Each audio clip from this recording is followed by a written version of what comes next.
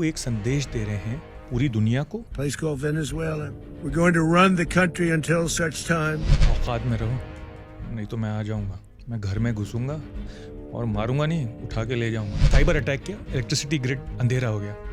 फिर उन प्लेनों ने सीधा रेडार पे और एयर डिफेंस को उड़ा दिया। लैंड करने के जो डेल्टा फोर्स है आर्मी की, वो 3 मिनट के अंदर लोकेट कर लेती है मदुरो का है। ये बहुत अजीब सी दुनिया है जिसे देखकर ये डर लग रहा है कि ट्रंप जिसको जब चाहे, जहां चाहे, जैसे चाहे धमका सकते हैं, और अगर वो धमकी में नहीं आएगा तो जो चाहे वो एक्शन ले सकते हैं। अमेरिका वाकई कानूनी तौर पर ये करने के लिए अधिकृत है भी।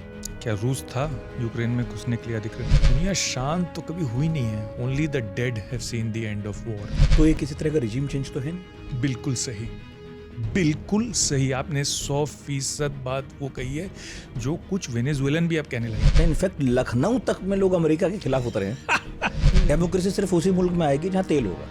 सुरक्षा मिल जाएगी क्योंकि नॉर्थ कोरिया की, साउथ कोरिया में लगा तो रखे हैं मिसाइल, सुरक्षा तो खूब है। गांव के चौधरी को आप क्या पंचायत के सामने घसीट ले जाएंगे हैं? जब वो कह रहा है कि वो चौधरी है, लट उसके हाथ में है, तो फिर क्या इंटरनेशनल कोर्ट? एक चीज तो साबित हो गई कि भाई वही मुल्क बच सकता है जिसके पास न्यूक्लियर वेपन हो। इसीलिए ये बात ट्रंप बार बार कहते हैं कि हमारा तेल, हमारी जमीन, हमारे संसाधन हम तो वापस लेंगे। ये असली वजह नहीं हो सकती।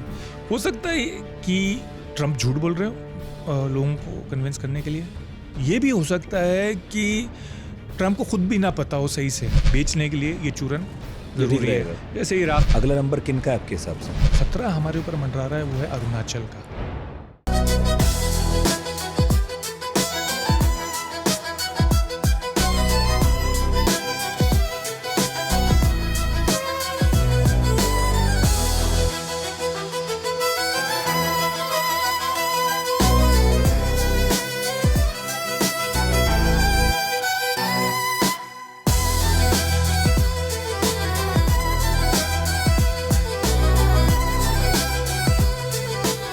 आपने कई फिल्में देखी होंगी जिनमें किडनैपिंग के सीन होते हैं। इसमें क्या होता है, जब किसी को किडनैप किया जाता है तो उसके घर वालों को फिरौती का फोन जाता है और फिर किडनैपर बताता है कि अमुक व्यक्ति किडनैप हो गया है, अगर जान की सलामती चाहते हो तो इतने इतने पैसे काली पहाड़ी के पीछे दे आओ। तो आम तौर पर तो किडनैपिंग ऐसी होती है, लेकिन 3 जनवरी को एक खास तरह की किडनैपिंग हुई जब सब सो रहे थे और जिसे किडनैप किया गया वो भी सो रहा था। उसे घर से उठा लिया गया, बेडरूम से उठा लिया गया, और सुबह होते होते दुनिया को पता चला कि एक राष्ट्रपति किडनैप हुआ है बीवी समेत। वेनेजुएला की बात हो रही है।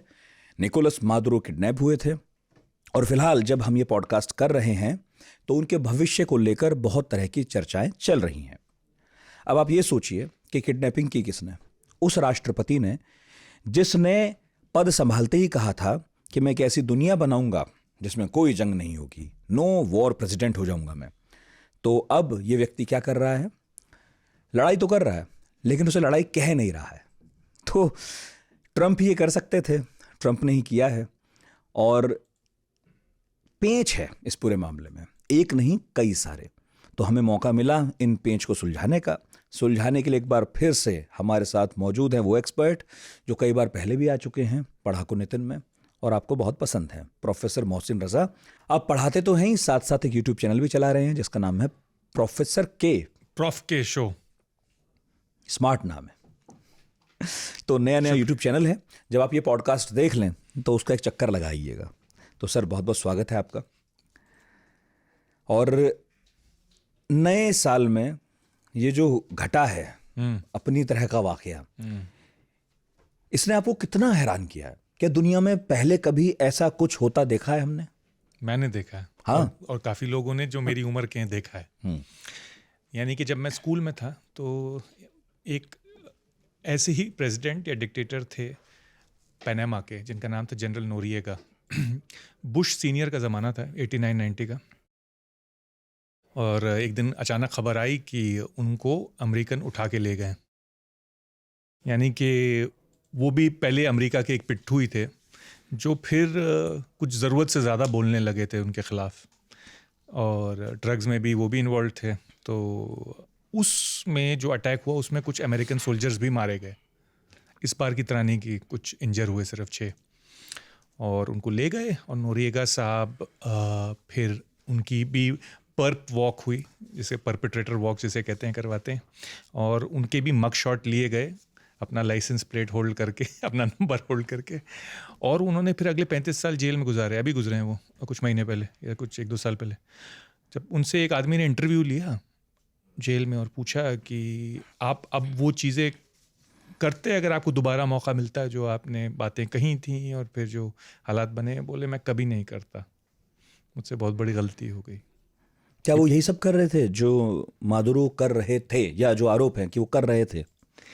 मादुरो तो खैर जो आरोप हैं ड्रग्स के वो तो अलग हैं, पर मादुरो भी कुछ ज़रूरत से ज़्यादा अमेरिका के खिलाफ बोल रहे थे बिना तैयारी किए। यानी कि इस दुनिया में सिर्फ मेरी राय में एक ही गुनाह है, कमज़ोर होना। और अगर कमज़ोर होने के साथ साथ आप के पास माल बहुत हो तो आप ख़तरे में हैं। दुनिया के सबसे बड़े ऑयल रिज़र्व सऊदी के पास नहीं है, ईरान के पास नहीं है, रशिया के पास नहीं है, वो वेनेजुएला के पास हैं। 17% दुनिया के ऑयल रिजर्व्स, पर प्रोडक्शन सिर्फ 1%, क्योंकि हालात इतने बिगड़ चुके थे। उस पर हम आएंगे कि क्यों इतने हालात बिगड़ चुके थे। तो जब वो इतना बोलते थे और कभी व्यापार कर रहे हैं रशिया के साथ, ईरान के साथ, तेल बेच रहे हैं, उनको दे रहे हैं, क्यूबा के साथ, चीन के साथ, जो सब अमेरिका के दुश्मन माने जाते हैं, और फिर उठ के आवाज़ भी दे रहे हैं, बांग भी दे रहे हैं, तो फिर कब तक सुनता अमेरिका, और ख़ास तौर से ट्रंप। उस पर आएंगे कि क्या वजूहात हैं, कई वजूहात हैं जिनकी वजह से अमेरिका ने हमला किया है। आपने क्योंकि पूछा कि क्या आपने पहले कभी ऐसा देखा है या सुना है, तो देखा भी और सुना भी है। और आपको भी याद होगा कि एक आदमी जो नीचे गुफा में पाया गया, छुपा हुआ था, वो भी कभी किसी मुल्क का मालिक होता था, वो भी कभी किसी तख्त पे बैठता था। उस आदमी और इस आदमी के केस में एक समानता और दिख रही है मुझे। सद्दाम, बिल्कुल सद्दाम हुसैन के मामले में ये था कि अमेरिकी राष्ट्रपति को इस बात के लिए मुतमईन कर लिया गया था कि उनके पास रासायनिक हथियार हैं, और तत्कालीन विदेश मंत्री जो थे उन पर आरोप लगे कि भाई कुछ भी नहीं था, लेकिन आपने बस यूं ही सहमत करा लिया अमेरिकन राष्ट्रपति को कि चलिए युद्ध करते हैं। इस मामले में भी ऐसे ही कुछ आरोप लग रहे हैं। कहा यह जा रहा है कि मार्को रूबियो ने सहमत करा लिया ट्रंप को कि वेनेजुएलन राष्ट्रपति को हटाना सबसे सही होगा, यही एकमात्र रास्ता है। और वाकई ये आदमी जो है नशे का कारोबार करा रहा है अमेरिका के अंदर। मामला आपने कुछ हद तक सही कहा, पर थोड़ा पेचीदा है इससे ज़्यादा। ट्रंप ने 2017 में भी अपनी पहली टर्म में वेनेजुएला को निशाना बनाने की कोशिश की। उस वक्त मार्को रूबियो उनकी सरकार का हिस्सा नहीं थे। वजह उसकी ये थी कि ट्रंप को इलेक्शन के लिए फंडिंग काफ़ी हद तक ऑयल लॉबी से मिलती है। अमेरिका में लॉबीज़ का सिस्टम है, एक इजराइल की लॉबी है, एक ऑयल की लॉबी है, एक गन की लॉबी है, ऐसी और भी हैं। तो ऑयल लॉबी जो थी वो ट्रंप को फंड करती थी इलेक्शन में, और रिपब्लिकन पार्टी को भी फंड करती थी। तो उनका नुकसान हुआ था वेनेजुएला में, क्योंकि जब नेशनलाइजेशन हुआ ऑयल का, मदुरो से पहले लीडर थे शावेज, दोनों एक ही पार्टी के, उन्होंने नेशनलाइज जब शुरू किया तो नेशनलाइजेशन ऑयल इंडस्ट्री का अमेरिकन से हुआ, यानी अमेरिकन ओनर्स थे, और उनसे फिर ये गवर्नमेंट ने टेक ओवर 70 के दशक में पहली बार हुआ नहीं। और उसके बाद जब ह्यूगो शावेज की बात कह रहे हैं, उन्होंने और ज़्यादा बड़े पैमाने पर शुरू कर दिया। बिल्कुल, और मज़ीद ज़्यादा कर दिया, जो 90 के दशक की बात। बिल्कुल सही। तो तरकीब ये होती है कि आप धीरे धीरे करो। जब जल्दबाजी में मुसद्दिक ने किया तो इंग्लैंड और अमेरिका ने उनका तख्ता पलट करा दिया ईरान में। जब नासिर ने किया सुएज कनाल का, तो फिर इंग्लैंड और फ्रांस ने मिलकर हमला कर दिया इसराइल के साथ। तो हल्के हल्के इमरान खान ने आग दिखाई तो उसका करा दिया। हाँ, शेख हसीना ने कहा आइलैंड नहीं दूंगी तो उनका करा दिया। ये इसमें थोड़ी सी कॉन्स्पिरेसी थ्योरी है। शेख हसीना का 2 इलेक्शन रिग कराने का भी कुछ असर था। तकरीबन 10 साल से कोई डेमोक्रेटिक इलेक्शन हुआ नहीं था। तो एक तरह से वो भी तानाशाह थी, उस पर आएंगे अलग से। पर नेशनलाइज हो गया तो वो भी एक रीज़न था कि ट्रंप को अपनी ऑयल लॉबी को सेटिस्फाई करना था। दूसरा ये था कि बिल्कुल सही कहा आपने कि मार्को रूबियो का बहुत बड़ा हाथ है इसमें, क्योंकि मार्को रूबियो खुद एक क्यूबन फैमिली से हैं जो एमिग्रेट कर गई थी अमेरिका, और जब से क्यूबन रेवोल्यूशन हुई फिदेल कैस्ट्रो के अंडर, तो उसको 65 साल हो चुके उस बात को, अमेरिका के लिए नासूर बन चुका था। ये बात ट्रंप को भी नासूर लगती थी क्योंकि वो एक नेशनलिस्ट हैं, पर मार्को रूबियो को ज़्यादा खटकती थी, उनके ख़ानदानी मामला था, और उनको लगता था कि that the road to Cuba leads through Venezuela, यानी वेनेजुएला जो है वो लो हैंगिंग फ्रूट है, उसको पहले तोड़ा जा सकता है क्योंकि वो कमज़ोर है और उसके पास बहुत तेल है जो उसके रिकंस्ट्रक्शन में इस्तेमाल हो सकता है, यानी अमेरिका का पैसा खर्च नहीं होगा। और क्यूबा खुद वेनेजुएला पे डिपेंडेंट है ऑयल और फाइनेंसिस के लिए, क्यूबा की सरकार वेनेजुएला पे डिपेंडेंट है। और एक बार अगर ये हो गया, क्योंकि ये ड्रग्स में भी इन्वॉल्व है, तो उसके लिए सैंक्शन भी होगा अमेरिका के अंदर, तो फिर हम अगला क्यूबा पे वार कर सकते हैं। अच्छा, आप ये कह रहे हैं कि ये वेनेजुएला शुरुआत है, इसके बाद अगला निशाना क्यूबा भी हो सकता है? बिल्कुल, और ईरान भी हो सकता है। तो इसके 2-3 इसके बाद निशाने नज़र पे हैं। कुछ ये इशारा पनामा को भी है, पनामा को भी है, ग्रीनलैंड को भी धमकी दे रहे ग्रीनलैंड हैं, को भी है, निकरागुआ को भी है और कोलंबिया को भी है। चाह क्या है ट्रंप? ट्रंप चाह रहे हैं कि जो तीसरा मामला है, तो मैंने आपको 2 बताए वजह, एक तीसरी वजह भी है उसकी, वो ये है कि ट्रंप चाहते हैं कि उनकी एक लेगेसी हो, एक ट्रंप का नाम हो कि ट्रंप ने फिर से अमेरिका को एक ग्रेट बनाया है। हालांकि अमेरिका तो वैसे भी ग्रेट था, उसके लिए वो एक पॉलिसी यूज़ करना चाह रहे हैं जो 19वीं सदी में 1820 के आसपास प्रेसिडेंट मॉनरो ने डिक्टेट की थी, मॉनरो डॉक्ट्रिन, कि वेस्टर्न हेमिस्फेयर में, ख़ासतौर से सेंट्रल और साउथ अमेरिका में, सिर्फ अमेरिका ही यहाँ का दादा होगा, कोई और कॉलोनियल पावर या यूरोपियन पावर इंटरफेयर नहीं करेगी। तो वो अपनी साख एस्टेब्लिश करना चाह रहे हैं, री-एस्टेब्लिश करना चाह रहे हैं सेंट्रल अमेरिका में, और वो एक अमेरिका का विस्तार चाह रहे हैं एक तरह से, जो याद किया जाए दशकों बाद भी, और अपने बेस को भी सेटिस्फाई कर देगा इस तरह से, अपने पॉलिटिकल बेस को, वोटर्स को मांगा के, और उनको पर्सनली भी सेटिस्फैक्शन मिल जाएगा लेगेसी का। यानी कि अगर चाहे ग्रीनलैंड आ जाए वापस, या पनामा आ जाए, या वेनेजुएला का नासूर हट जाए, क्यूबा का नासूर हट जाए, तो ट्रंप का एक ओवरऑल प्लान है, वो इसको कहते हैं डॉनरो डॉक्ट्रिन, यानी डोनाल्ड ट्रंप की मॉनरो डॉक्ट्रिन बन गई डॉनरो डॉक्ट्रिन। तो वो इस तरह से फिर से अपना इलाका बांटना चाह रहे हैं।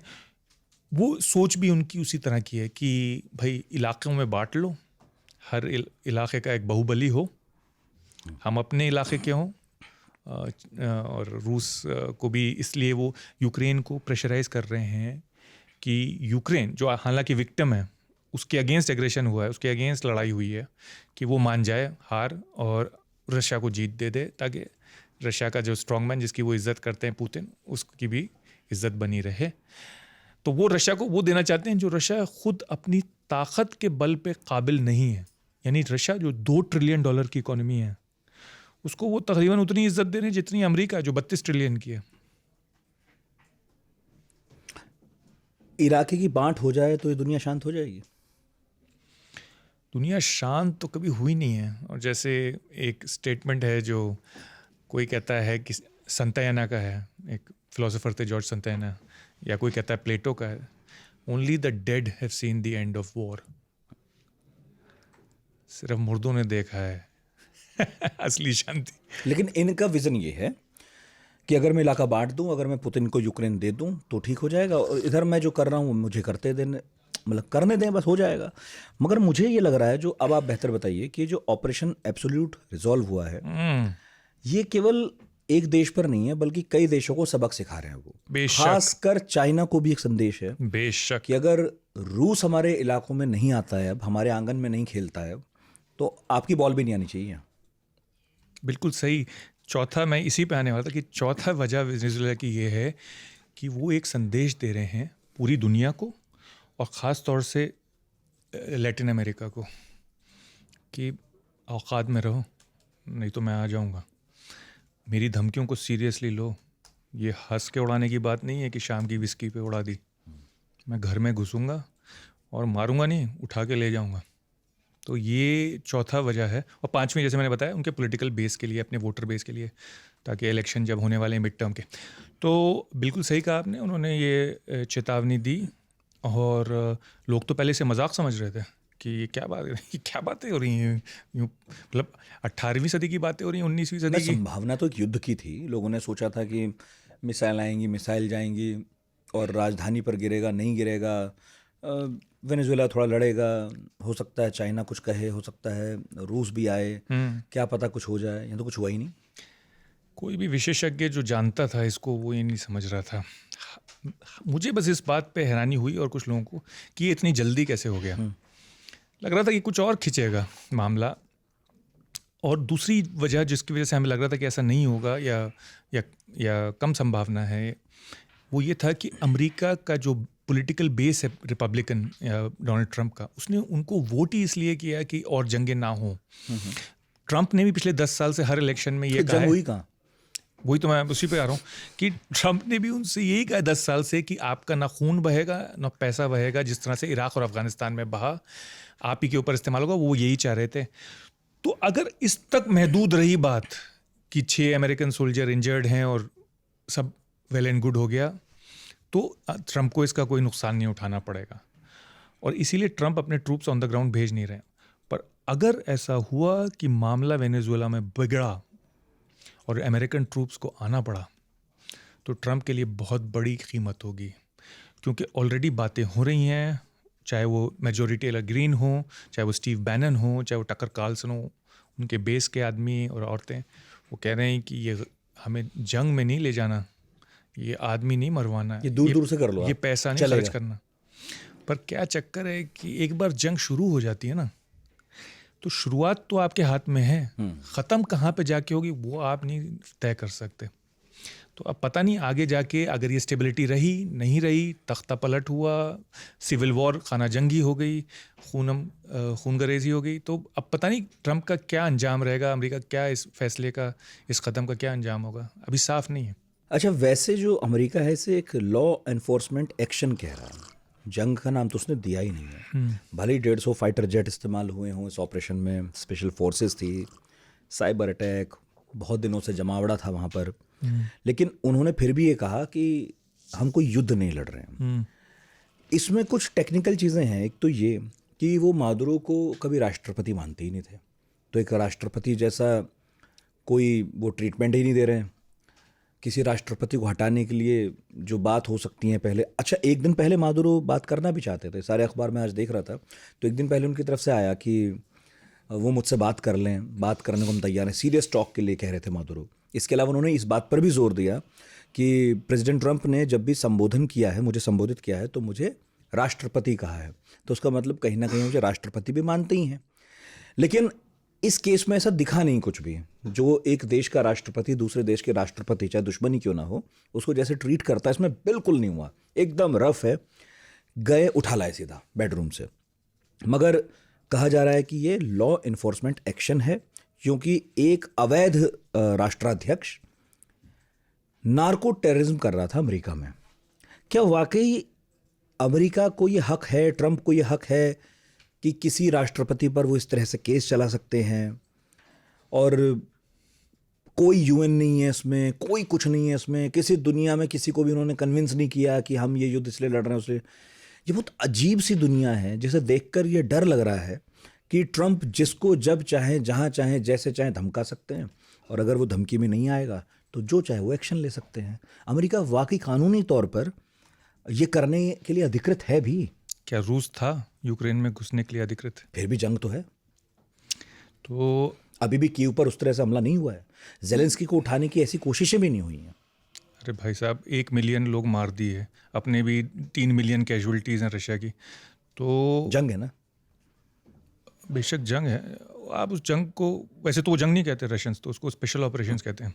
तो वहाँ पे बल्कि क्राइम है, आपको अरेस्ट किया जा सकता है रशिया में ये कहने के लिए कि ये स्पेशल। तो मेरी राय ये है कि अब वर्ल्ड ऑर्डर बदल चुका है। जो पहले हम देख रहे थे संतुलन, वो और असल में बिगड़ा, अगर आप एक, वैसे तो काफ़ी वक्त से बिगड़ रहा था, पर अगर आप एक कट ऑफ पॉइंट देखें तो वो एक्चुअली रूस का यूक्रेन पे हमला ही उसकी कट ऑफ पॉइंट है, कि वहाँ से जो संतुलन बिगड़ा है। अब जो ताकतवर मुल्क है उसको ये लग रहा है कि भैया इस वक्त अपनी ताकत इस्तेमाल कर लो, क्योंकि अब इंटरनेशनल ऑर्डर या जो भी था, वैसे भी जो IR के प्रोफेसर होते हैं वो तो इंटरनेशनल लॉ के नाम पे हंसते हैं, क्योंकि हमें पता है कि international law is not worth the toilet paper it is written on. उसकी कोई क्योंकि हैसियत नहीं है। ख़ास तौर से जो रियलिस्ट हैं वो तो जानते हैं 2500 साल पहले थुसिडिडीज जो ग्रीस के एक महान फिलोसोफर भी थे, हिस्टोरियन भी थे और जनरल भी थे, उन्होंने कहा था, एक किताब जो थी जो उन्होंने लिखी एथेंस और स्पार्टा की जंग पे, called history of the Peloponnesian war, उसमें लिखा है कि the strong do as they will and the weak suffer as they must. एक मिलियन डायलॉग है उसमें। तो अमेरिका की ताकत मैं आपको बताता हूँ कि इस कदर ज़्यादा है कि मैं थोड़ा सा इस ऑपरेशन के बारे में आपको अगर डिटेल बताऊंगा तो आपको अंदाज़ा होगा कि क्या अमेरिका ने 150 प्लेन भेजे। ये नहीं है, उनमें से कुछ ड्रोन भी थे और कुछ मिसाइलें भी थी, बट वो 150 प्लेन 20 प्लेटफॉर्म से लॉन्च हुए, यानी 20 अलग अलग एयर स्ट्रिप्स और जहाज़ों से लॉन्च हुए। वो एक सीक्वेंस में आए। पहले उन्होंने उन प्लेनों ने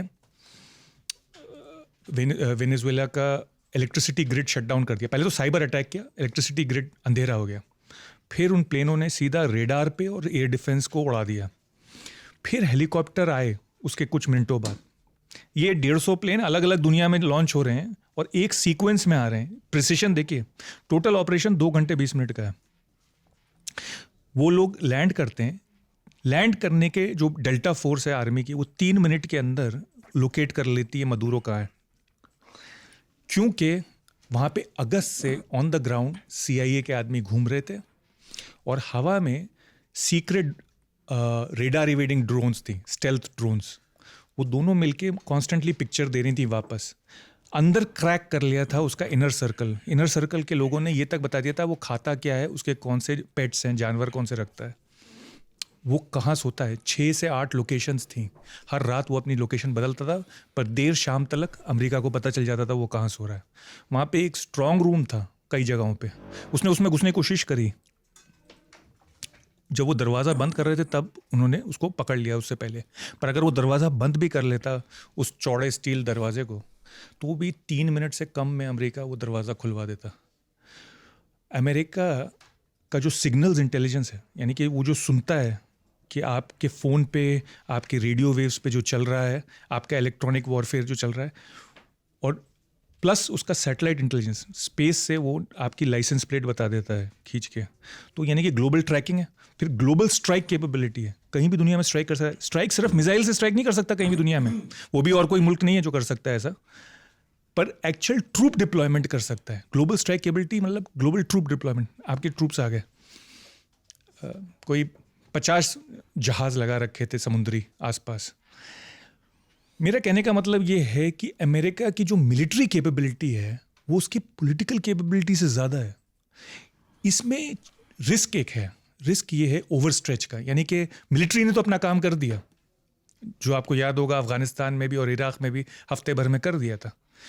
प्रॉब्लम उसके बाद शुरू होती है कि आप उस पर नियंत्रण पा सकते हो, संतुलन पा सकते हो स्थिति पे अगले कुछ हफ्तों में, महीनों में, सालों में। वो देखने की चीज़ है। और इसीलिए ट्रंप ने मचाडो को नहीं अपॉइंट किया, यानी कि जो डेमोक्रेटिकली इलेक्टेड 2024 में मारिया कोरिनो मचाडो उनकी लीडर थी, उसको नहीं अपॉइंट किया। मदुरो की ही डेप्यूटी को, वाइस प्रेसिडेंट को रूलर रखा है इस वक्त, क्योंकि वो चाहते हैं कि वो मिस्टेक ना हो जो बगदाद में हुई थी। यानी बात पार्टी को डिमोलिश कर दिया, बात आर्मी को डिसमिस कर दिया, फिर वही वहाँ पे इंसर्जेंसी बन गई और उनके खिलाफ अफरा तफरी शुरू हो गई, खाना जंगी शुरू हो गई। तो ये किसी तरह का रिजीम चेंज तो है नहीं? बिल्कुल सही, बिल्कुल सही। आपने 100% बात वो कही है जो कुछ वेनेजुएलन भी अब कहने लगे। वेनेजुएलन जो थे वो बहुत खुश थे कि ये तख्ता पलट हो गया। क्यों? क्योंकि वेनेजुएला ने सफ़र किया। 8 मिलियन वेनेजुएलन रेफ्यूजी हैं, 1/3 पॉपुलेशन। $15,000 पर कैपिटा से लेके 4,000 रह गई है पर कैपिटा उनकी इनकम। एक 3/4 ख़त्म हो गई इनकम। लोग मतलब मारे भी गए हैं, जेलों में भी हज़ारों लोग हैं, डिटेंशन में भी हैं। तो लोग खुश थे, बाहर जितने भी थे डायस्पोरा में वो 1/3 उन्होंने सेलिब्रेट किया। अंदर सेलिब्रेट नहीं कर रहे क्योंकि उनको अभी भी डर लगा, क्योंकि रेजीम अभी तक हटी नहीं है और उनको ये लग रहा है कि भाई डेमोक्रेटिक पार्टी को क्यों नहीं लाया जा रहा। क्योंकि ये रेजीम तो कंटिन्यूटी की रेजीम है। पर अमेरिका इससे डर रहा है कि देखिए फौज है, एक तो वो लॉयलिस्ट थी मदुरो और शावेज की, तो वो इस रोड्रिगेज जो अभी वाइस प्रेसिडेंट है उसकी लॉयल है। फिर मिलिशियाज हैं जो शावेज ने बनाए हुए थे, फिर कुछ कोलंबियन गुरिल्ला ग्रुप्स हैं, मलेशिया हैं, तो बहुत ही पेचीदा आर्म्ड ग्रुप्स हैं। अगर बीच में स्प्लिट हो गया, यानी गवर्नमेंट के बीच में स्प्लिट हो गया या आर्मी और आर्म्ड ग्रुप्स के बीच में स्प्लिट हो गया, तो खाना जंगी सिविल वॉर शुरू हो सकती है। तो अमेरिका उसमें फिर शक हो जाएगा, खिंच जाएगा, वो उसमें चूसना नहीं चाहते, ख़त्म नहीं होना चाहते। लेकिन जितनी कामयाबी से ऑपरेशन हुआ, इसमें क्या ये नहीं लग रहा है कि खुद मादुरो के जो लोग रहे होंगे, जो इनर सर्कल रहा होगा, जो कैबिनेट रही होगी, मे भी उनके सुरक्षा बलों में लोग रहे होंगे, वो अंदर ही अंदर अमेरिका या अमेरिकन एजेंसियों के साथ होंगे, तभी ये इतनी सफलतापूर्वक हो पाए। बेशक, वो खुद ही कह रहे हैं। अमेरिकन न्यूयॉर्क टाइम्स की भी खबर है कि वो CIA से को खबर मिल रही थी।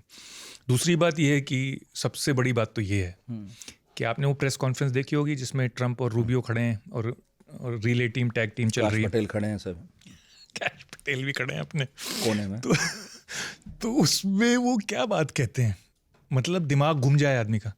वो कहते हैं कि ये मचाडो जो है इसकी रिस्पेक्ट नहीं है कंट्री के अंदर, इसको सपोर्ट नहीं है, हम रोड्रिगेज को ही रखेंगे। और फिर रूबियो आके कहते हैं कि वो एग्री हो गई है हमारी साथ काम करने के लिए हमारी शर्तों पे, और अगर नहीं करेगी तो ट्रंप ने कहा फिर दूसरी बार जाएगी फौज, अगर वो नहीं मानेगी तो फौज फिर जाएगी और फिर बदली जाएगी। इसीलिए हम वहाँ से अपनी नेवी नहीं हटा रहे हैं, अपनी स्ट्राइक फोर्स नहीं हटा रहे, प्लेन नहीं हटा रहे। अगले पर उसी शाम को ये रोड्रिगेज जो भी वाइस प्रेसिडेंट है वो आती है और कहती है कि नहीं, मदुरो ही हमारा प्रेसिडेंट है, नहीं हम तो चाहते हैं उसको फौरन रिलीज किया जाए, हम तो कोई नहीं, ये वो लोग कह रहे थे यार ये क्या हो रहा है, वो तो ट्रंप और रूबियो तो एक चीज़ कह रहे हैं, ये औरत कुछ और कह रही है, ये चल क्या रहा है मामला, क्या ऐसा तो नहीं है कि ट्रंप को फूल कर लिया? नहीं, ट्रंप ही सही कह रहे थे और रूबियो ही सही कह रहे थे, क्योंकि अगले दिन यानी कल आपको याद होगा वो फिर आई टीवी पे और इस बार उन्होंने कहा हम तैयार हैं कोऑपरेट करने के लिए अमेरिका से, हम पूरी तरह से कोऑपरेट करेंगे। तो वो उनको भी मैसेज चला गया, तो हो सकता है वो ही मिली हुई हूँ। अब मुझे पता नहीं कौन मिला हुआ था उनके अंदर, पर $50 मिलियन का रिवॉर्ड भी तो था। लेकिन ये भी बात हाँ, लेकिन ये भी क्या एक सही बात है कि शावेज जैसी लोकप्रियता नहीं थी मादुरो की। बिल्कुल सही। और सड़कों पे उस तरह से ना लोग दिखाई दिए, क्योंकि जिस तरह का माहौल आप देखेंगे कि ईरान में भी एक बार को है, ऐसा नहीं है कि ईरान में प्रदर्शनकारी सिर्फ खिलाफ ही हैं, समर्थन में भी लोग उतरते हैं। इनफैक्ट लखनऊ तक में लोग अमेरिका के खिलाफ उतरे हैं। ये क्या कमाल है कि वेनेजुएला में जहां लोग सड़कों पे होने चाहिए थे, वहां उस लेवल पे सड़कों पे कोई है ही नहीं। ये आपने 100 ने सच्ची बात कही है, इस तरह से कि शावेज जो थे वो वाकई में एक रेवोल्यूशनरी लीडर थे, इस तरह से कि स्लम में रहने वाले गरीब गांव वाले, उनको वो फ्री खाना, फ्री पानी, बिजली, एजुकेशन सब प्रोवाइड करते थे शावेज। और इनफैक्ट टोकर बोल रहा हूँ, शायद 2003 में उनके तख्ता पलट की भी कोशिश हुई थी, 24 घंटे के अंदर वो वापस आ गए थे। करेक्ट। और लोग सड़कों पर थे। 2002 की बात है शायद, या 2002 या 3 की बात है, बिल्कुल सही। तो उनके समर्थक भी बहुत थे। प्रॉब्लम ये हुई कि उनकी सोशलिस्ट पॉलिसीज़ कुछ उन्होंने इनफ जो मार्केट्स को बिल्कुल रेगुलेशन में बांध दिया और पब्लिक सेक्टर को इतना हावी कर दिया कि इकोनॉमी गिरने लगी, ऑयल रेवेन्यू गिरने लगा, ऑयल नेशनलाइजेशन से भी ऑयल कंपनियों को इनएफिशिएंसीज होने लगी, कि जब तक वो गुजरे 2013 में, यानी तकरीबन 15 साल का उनका रूल है, 98 में आए थे वो, इकोनॉमी की हालत बहुत ख़राब हो चुकी थी। और उन्होंने जाते वक्त अपने कैंसर पीड़ित फेज़ में मडुरो को अपना सक्सेसर बना दिया। मडुरो जो थे वो एक बस ड्राइवर थे, पर उनकी खासियत ये थी कि वो बड़े लॉयलिस्ट थे शावेज के, तो इनको बना दिया और मडुरो ने फिर इन रोड्रिगेज को बना दिया फाइनेंस मिनिस्टर। तो ये ले गई एक सोशलिस्ट बैंक्रप्सी से कंट्री को एक क्रोनी कैपिटलिस्ट बैंक्रप्सी में, यानी कि इन्होंने मार्केट तो ले आई वापस ही है, पर उसको बना दिया क्रोनी कैपिटलिस्ट, यानी कुछ पिट्ठू ही कमा रहे थे उस और जो बाकी डिस्ट्रीब्यूशन था वो भी बंद हो गया, और आमदनी थी भी नहीं इतनी मुल्क की कि अब वो फ्रीबीज ऐसे दे पाए, क्योंकि वो आमदनी ख़त्म हो गई तो वो बांट भी नहीं पाए, तो पॉपुलैरिटी कम होती गई। तो मदुरो की वो पॉपुलैरिटी नहीं शावेज की, मदुरो उतने स्मार्ट भी नहीं थे, मदुरो उतने सोशलिस्ट भी नहीं थे। तो मदुरो के दौर पे ये प्रॉब्लम्स और क्रोनी कैपिटलिज्म बहुत ज़्यादा था, और फिर क्योंकि नौकरियां नहीं थी तो जैसे मैंने बताया 8 मिलियन लोग बाहर निकल गए। ये सीरियन रेफ्यूजी क्राइसिस से भी बड़ा क्राइसिस था। यानी कि वहाँ पे तो जो भी है 3, 4, 5, 6 मिलियन लोग निकले, यहाँ पे तो 8 मिलियन लोग निकल गए, और आसपास के सारे कंट्रीज़ को डिस्टेबलाइज भी किया एक तरह से, कोलंबिया को और करीबियन कंट्रीज़ को, पनामा, सेंट्रल अमेरिका, यूएसए तक पहुँच गए वेनेजुएलन रेफ्यूजीज। तो मदुरो जो थे वो बिल्कुल भी पॉपुलर नहीं था, और बिल्कुल सही आप कह रहे हैं कि समर्थन में भी लोग नहीं उतरे। पर फिर भी एक चीज़ कहनी पड़ेगी मदुरो के बारे में भी, कि अमेरिका ने हालांकि इतना प्रेशर अप्लाई किया इतने महीनों से, नेवी भी थी, बोट्स पे भी हमले हो रहे थे, फिर पोर्ट पे भी हमला हुआ, पर रेजीम क्रैक नहीं हुई। यानी कि आर्मी ने उनका साथ नहीं छोड़ा था। और रेजीम के अंदर भी जो पार्टी है शावेज पार्टी, उसने उनका साथ नहीं छोड़ा। तो फिर भी कुछ दम तो था पार्टी में। ये जो आप बता रहे थे रेफ्यूजी वाला क्राइसिस, ये तो खैर ट्रंप ने 2-3 जो वजह गिनाई थी वेनेजुएला पर हमले की, उनमें से एक रही है। लेकिन एक जो बहुत बड़ी बात है और एक और जो असल बात है, तो पहले बड़ी बात ये वो कह रहे थे कि नशे का कारोबार हो रहा है, और ये एक नार्को स्टेट है जिसको मादुरो चला रहे हैं। क्या ये इतना बड़ा धंधा था जितना कोलंबिया या मैक्सिको का भी नहीं था? नशे का कारोबार अमेरिका में जो हो रहा था उससे कम था, या वाकई इसमें दम है? कोई बात में झूठ था, क्या है? इस बात में कोई दम नहीं है। इसलिए नहीं कि मदुरो ड्रग्स में इन्वॉल्व नहीं थे, बेशक मदुरो थे, और कोलंबिया पूरा वेनेजुएला है, सरकार है, पर ऐसे 5-6 लोग हैं, उनमें से सबसे बड़े नहीं हैं मदुरो। यानी कि अगर आप कोकेन देखें तो कोकेन का सबसे बड़ा व्यापारी कोलंबिया है, वहाँ प्रोड्यूस होता है कोकेन। हाँ, वेनेजुएला भी एक रास्ता था उस कोकेन को निकालने का, पर सबसे बड़ा रास्ता भी नहीं था। सबसे बड़ा रास्ता पैसिफिक के थ्रू था उस कोकेन का, कैरिबियन के थ्रू छोटा रास्ता था। कुछ डायरेक्टली निकलती थी कोलंबिया से, कुछ वेनेजुएला के थ्रू निकलती थी।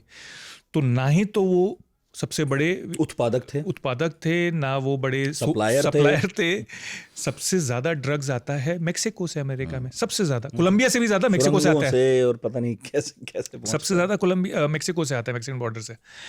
तो पहले हमला वहाँ होना चाहिए था। दूसरी बात ये कि जिस ड्रग को वो कह रहे हैं कोकेन, वो सबसे बड़ा प्रॉब्लम ड्रग भी नहीं है अमेरिका में, फेंटेनिल है सबसे बड़ी प्रॉब्लम। फेंटेनिल तो आती ही नहीं थी वेनेजुएला से, 0 के करीब आती थी। तो ये असली वजह नहीं हो सकती। हो सकता है कि ट्रंप झूठ बोल रहे हो लोगों को कन्विंस करने के लिए। ये भी हो सकता है कि ट्रंप को खुद भी ना पता हो सही से, ये भी मुमकिन है, बट ये मुश्किल लग रहा है क्योंकि वो उनके एडवाइजर्स ने बताया तो होगा उनको। तो पर इसको इस्तेमाल किया जा रहा है क्योंकि उनको पता है ये डोमेस्टिकली भी बेचने के लिए ये चूरन जरूरी है। जैसे इराक का चूरन, वही जिसकी मैं बात न्यूक्लियर रासायनिक हथियार हैं, वो सुनकर थोड़ा रोंगटे तो खड़े हो ही जाते हैं उधर कि अरे यार रासायनिक हथियार है तो कर दो। लेकिन जो असल वजह है जिसकी मैं बात कह रहा था वो है तेल। बहुत सारे लोगों को शायद पता भी नहीं रहा होगा कि वेनेजुएला में तेल कितने बड़े भंडार हैं। कभी चौथा सबसे अमीर मुल्क था दुनिया का, और नहीं पता होगा शायद कि 70 के दशक से पहले कितना बढ़िया रिश्ता था तेल कंपनियों का अमेरिका की वेनेजुएला के साथ। अगर आप अपने अंदाज में, जैसा आप करते भी हैं, छोटे में बड़ी सी हिस्ट्री बता दें तो बढ़िया रहेगा। तो मैं सिर्फ वेनेजुएला की नहीं, मैं आपको पूरे लैटिन अमेरिका की एक तरह से संक्षेप में कहानी बताता हूँ। हो जाए कि अमेरिका जो था वो खुद सिर्फ ईस्ट कोस्ट से शुरू हुआ था। यानी कि जो आपको स्टेट्स दिखती ईस्ट कोस्ट पे सिर्फ वही थी, 13 स्टेट्स। हल्के हल्के अमेरिका फैलता गया, और इमिग्रेंट्स जो थे वो अंग्रेज़ जो यूरोपियंस थे वो भी अपनी तादाद बढ़ाते गए, और फ्रेश इमिग्रेंट्स आते रहे यूरोप से, और उनके सर्विस के लिए काले अफ्रीकन बुलाए गए, मतलब लाए गए स्लेव्स अफ्रीका से। इन्होंने फैल के पूरा जो आज का यूएस दिखता है ये हल्के हल्के फैला। फिर कुछ इन्होंने जो वहाँ के नेटिव अमेरिकन से, कुछ नहीं मतलब ज़्यादातर को मारा और भगाया वहाँ से, रेड इंडियंस को, और कुछ ज़मीन ख़रीदी फ्रांस से जो मजबूर था बेचने के लिए, और कुछ स्पेन से जंग लड़के छीनी, कुछ मैक्सिको से छीनी, कैलिफोर्निया तक पहुँच गए हल्के हल्के इस सब से। फिर ये हुआ कि अमेरिका की एक थ्योरी आई मैनिफेस्ट डेस्टिनी, यानी अमेरिका की एक मैनिफेस्ट डेस्टिनी है टू रूल नॉर्थ अमेरिका, और फिर ये स्प्रेड होके सेंट्रल और साउथ अमेरिका तक पहुंच गई मॉन्रो डॉक्ट्रिन से, जो मैंने बताया आपको कि भाई ये हमारा बैकयार्ड है, तुम यहाँ इंटरफियर नहीं करोगे, हम तुम्हारे यहाँ नहीं आएंगे। हम तुम्हारे यहाँ नहीं आएंगे। अब अमेरिका की हालांकि तब इतनी औकात भी नहीं थी, चले जाते। बिल्कुल सही, 1823 की बात है। बल्कि मैं ये कहूँगा इतनी औकात भी नहीं थी कि लैटिन अमेरिका पे भी हावी हो पाते। हाँ, सही इतनी बात भी है। औकात नहीं थी नहीं अमेरिका की। पर चक्कर ये था कि यूरोपियन खुद अपने एक दूसरे के सबसे बड़े दुश्मन हैं। यानी जर्मनी, फ्रांस और इंग्लैंड और नेदरलैंड्स और ब्रिटेन सब मिलके एक दूसरे से इतना लड़ते थे और इतना एक दूसरे से डरते थे कि वो इतनी फौज एक्सेस नहीं थी उनके पास, इतनी स्पेयर फौज कैपेसिटी नहीं थी कि उसको साउथ अमेरिका भेज पाएं या सेंट्रल अमेरिका भेज पाएं। तो उन्होंने कहा, क्योंकि फासला ज़्यादा था और फौज चाहिए थी और उनको एक दूसरे से ज़्यादा खतरा था, तो उन्होंने कहा इसको छोड़ो। और यहाँ उन्होंने ऑलरेडी अफ्रीका और एशिया कॉलोनाइज कर लिया और था। मार्केट्स ज़्यादातर जो थे वो एशिया और अफ्रीका में थे, इधर कुछ था भी नहीं, कुछ भी नहीं था। एशिया की पॉपुलेशन सिर्फ इंडिया की जो पॉपुलेशन थी, उस वक्त का इंडिया जो था वो पाकिस्तान, बांग्लादेश, बर्मा मिला के था, और इंडिया अखंड भारत अगर आप कहें तो वो ब्रिटिश के अंडर था। तो उस भारत की जो आबादी थी वो कम से कम 10 से 20 गुना थी जो पूरे लैटिन अमेरिका की मिल के थी। तो आप उससे आपको अंदाज़ा हो सकता है कि कितना बड़ा व्यापार, कितना बड़ा। इसी तरह से चीन था, चीन भी 10-20 गुना था लैटिन अमेरिका। तो आदमी उधर जाएगा कि इस किनारे पे जाएगा कौड़ियों के लिए, तो वो इंटरेस्टेड नहीं थे। तो अमेरिका इसलिए भी इस पे हावी हो सका कि और लोग इतने इंटरेस्टेड भी नहीं थे उस एरिया में, और उनके पास इतना स्पेयर नहीं था कि अमेरिका से पंगा लें। तो अमेरिका का इसके ऊपर एरिया पे मुस्तकिल ये रहा कि गवर्नमेंट की अदला बदली करेगा, जब दिल चाहेगा उसकी कॉरपोरेशंस उसको एक्सप्लॉइट करेंगी, माइनिंग करेंगी, खेती बनाना तक की। इसीलिए क्यूबा, चिले, पनामा, जो समझ में आया इधर से उधर, उधर से इधर। क्योंकि ये जो आपको समझ में आ रहा है, ये जो टर्म है बनाना रिपब्लिक, ये आता ही वहाँ से है। क्योंकि एक कंपनी चिकीटा पूरा मुल्क चला रही थी केलों की खेती से, तो और वो केले फिर अमेरिका में बेचे जाते थे। तो पनामा उनको कंट्रोल करना ज़रूरी था। वो तो खैर आज तक ज़रूरी है, क्योंकि उसमें पनामा कनाल है जो अमेरिका का नेशनल इंटरेस्ट है, क्योंकि वो उसके ईस्ट कोस्ट और वेस्ट कोस्ट के बीच में एक आर्टरी है कनेक्ट करने की। तो अमेरिका मेक्सिको के भी ऊपर हावी रहता था। मेक्सिको से टेक्सास छीन लिया, कैलिफोर्निया छीन लिया मेक्सिको से। तो और मेक्सिको कंट्रोल करना ज़रूरी था क्योंकि इमिग्रेंट्स आते रहते थे वहाँ से। इसी तरह से मेक्सिको को डायरेक्टली इकोनॉमिकली एक्सप्लॉइट नहीं किया, उसकी ज़मीन छीन ली और उसको कंट्रोल करना चाहते थे। न्यू मेक्सिको अमेरिका का एक प्रांत है, अब तो अमेरिका का ही है। वो भी इसीलिए वो भी सभी नहीं कहता, कुछ स्पेनिश का हिस्सा है, कुछ मैक्सिकन का हिस्सा है। तो ये जब ये सेंट्रल अमेरिका को भी इसी तरह से ग्वाटेमाला, निकरागुआ, पनामा, इसको ऐसे कंट्रोल करते थे।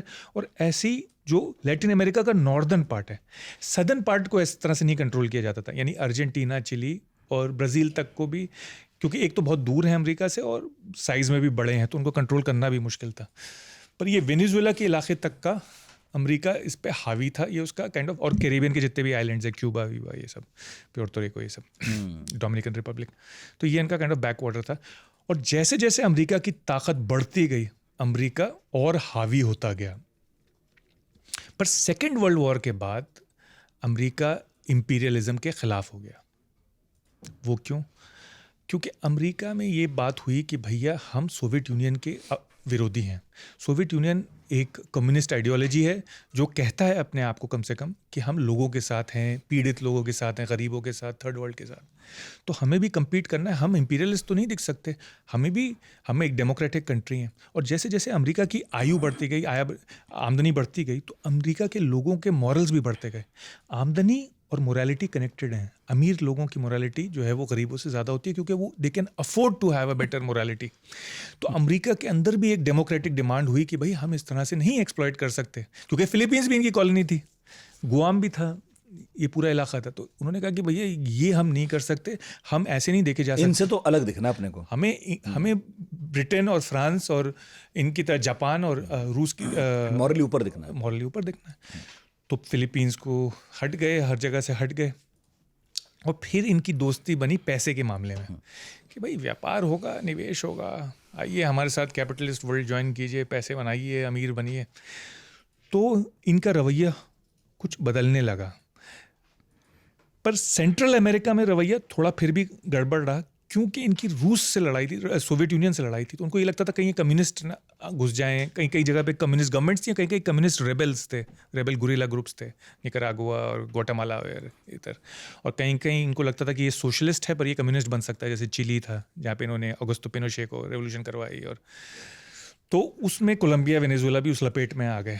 पर हल्के हल्के 90 के बाद से, जब से सोवियत यूनियन का खात्मा हुआ, अमेरिका का थोड़ा सा हैंड्स ऑफ था मामला, और बातें भी यही होती थी कि डेमोक्रेसी फैलाएंगे, बिजनेस करेंगे, ट्रेड, फ्री ट्रेड, ये वो। ट्रंप पर इस सदी के आदमी नहीं है ट्रंप जो है वो पिछली सदी के आदमी है, और वो उन्हीं ख्यालात के साथ आए हैं, और कुछ अमेरिका की इकोनॉमिक सिचुएशन और पॉलिटिकल सिचुएशन भी इंटरनली बदल चुकी है कि अमेरिकन अब इंटरेस्टेड नहीं है बाहर के झगड़ों में। ये बाहर के झगड़े टंटे जो है बहुत हो गया। अफ़गानिस्तान में जो खर्चा हुआ खून का और पैसे का, और इराक़ में, उसके बाद अमेरिका की पब्लिक भी इंटरेस्टेड नहीं है। इसीलिए ख़तरा ये है कि कहीं स्प्लिट ना हो जाए, जो मैंने कहा उनका बेस, अगर यहाँ पे खून बह गया, वेनेजुएला अगर स्टेबलाइज नहीं हुआ अगले कुछ हफ्ते, महीने, सालों में, तो यानी कि ये जो है, ये सुई जो है वो पीछे की तरफ मोड़ने की कोशिश कर रहे हैं ट्रंप, स्फीयर्स ऑफ इन्फ्लुएंस, ये सब। लेकिन वेनेजुएला के साथ रिश्ता कैसा रहा अमेरिका का?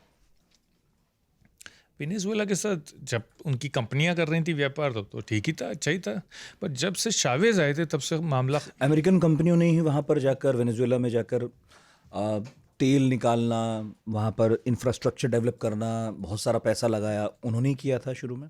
बेशक सऊदी अरब में भी और ईरान में भी। ईरान में ब्रिटिश भी थे, ब्रिटिश ऑयल कंपनी भी थी, बट सऊदी अरब में तो कई जगह या तो यही जाते हैं, भाई बंधु है दोनों, कहीं टैग टीम है, एंग्लो सैक्सन। तो इसीलिए ये बात ट्रंप बार बार कहते हैं कि हमारा तेल, हमारी ज़मीन, हमारे संसाधन हम तो वापस लेंगे, क्योंकि उन्हें याद है कि उन्हीं की अमेरिकन कंपनियों ने कभी वहाँ से तेल निकाला था। और उनको लगता है कि इन कंपनियों को एक तरह से ठग लिया गया। हाँ, शावेज और नेशनलाइजेशन करके, नेशनलाइज करके, उनका इन्वेस्टमेंट टेक ओवर करके, उनकी मेहनत, उनके। लेकिन ये मामला, जितना मुझे याद है, ये मामला इंटरनेशनल कोर्ट में भी गया था, अमेरिकन कंपनियां गई थीं, यहाँ वेनेजुएला की सरकार भी लड़ी थी, उसके बाद एक फैसला आया था दुनिया की पंचायत में, कुछ पैसे देने के लिए कहा गया था, कुछ दिए गए, कुछ देने की प्रक्रिया चल रही थी, इस बीच में ये सब खेल होने लगे। गांव के चौधरी को आप क्या पंचायत के सामने घसीट ले जाएंगे हैं? जब वो कह रहा है कि वो चौधरी है, लट उसके हाथ में है, तो फिर क्या इंटरनेशनल कोर्ट इस लट से कैसे बचे रहे? फिर ये बताइए। तो क्योंकि अंदर से मजबूत थे, ये कह रहे हैं आप। एक तो अंदर से मजबूत थे, दूसरी बात ये अमेरिका घिरा हुआ था अफगानिस्तान और इस सब में, अलकायदा और इस रूस थोड़ा फ्री था तमाशे में। नहीं, रूस की तो खैर कोई औकात नहीं थी उस वक्त, पर अमेरिका घिरा हुआ था खुद और चीज़ों में, ये उसकी प्रायोरिटी नहीं थी। हालांकि जैसे आप कह रहे हैं, एक रेवोल्यूशन की कोशिश की गई, कू की 2002-3 में, अमेरिका ही बैक कर रहा था उसे, अमेरिका। मगर ये जो कुछ हुआ, क्या ये रूस के लिए, चीन के लिए, कोरिया के लिए, नॉर्थ कोरिया, उसने भी एक आध बयान तो दिया ही है, इनके लिए एक शर्मिंदगी की स्थिति नहीं है कि अमेरिका जिसे चाहे उसको चांटा मार के और सुरक्षित रह सकता है, और आप लोग उसका कुछ नहीं कर सकते हो, भले ही आप उसे अपना दुश्मन मानते रहे हो, बताते रहो, बयान देते रहो।